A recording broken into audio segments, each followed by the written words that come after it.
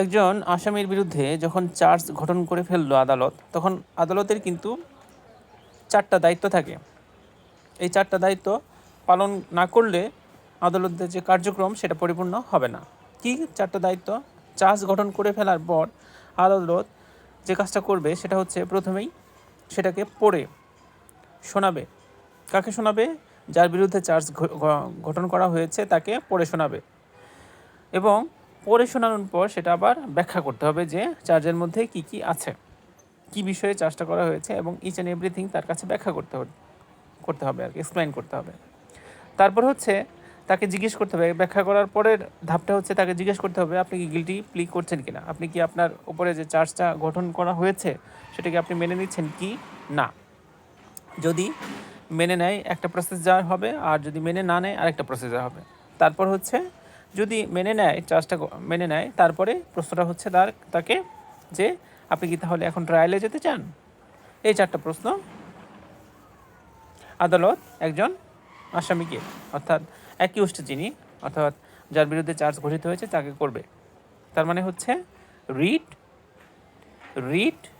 Explain, ask about the guilty plea and trial.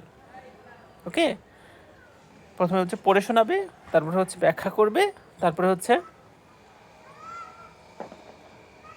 তাকে জিজ্ঞেস করবে সে গিলটি প্লি করছে কিনা এবং সে ট্রায়াল চাচ্ছে কিনা। এই 4টা প্রশ্ন আদালত যিনি আসামি আছেন, অর্থাৎ যার বিরুদ্ধে চার্জ গঠিত হয়েছে তাকে করবে। কখন করবে? যখন চার্জটা গঠিত হয়ে যাবে। এই সম্পর্কে এই তথ্যগুলো কিন্তু লেখা আছে সিআরপিসি অর্থাৎ ফৌজদারি কার্যবিধিতে এই তথ্যগুলো লেখা আছে। কোথায় লেখা আছে? CrPC 265D, CrPC 265D number সেকশনে এই তথ্যগুলো আপনি পেয়ে যাবেন। এই তথ্যটা খুব ইম্পর্ট্যান্ট। এখান থেকে প্রশ্ন আসে যে ওই এমসিকিউ প্রশ্ন আসে যে নিচের কোনটি চার্জ গঠন করার পর করা যায় না। 4টা অপশন থাকবে, 4টার মধ্যে দেখা যাবে যে 4টা বললাম ওখান থেকে একটা বাদ দিয়ে ওখানে অন্য একটা কথা লিখে দিবে। ওকে, সেটাই হবে অ্যান্সার। তো এটা 265D, এটা মনে রাখার চেষ্টা করবেন। আর তাহলে চার্জ গঠন করার পর 4টি কাজ আদালত করবে, মানে হচ্ছে এই 4টি কাজ আদালতের দায়িত্বের মধ্যে পড়ে যায় করা।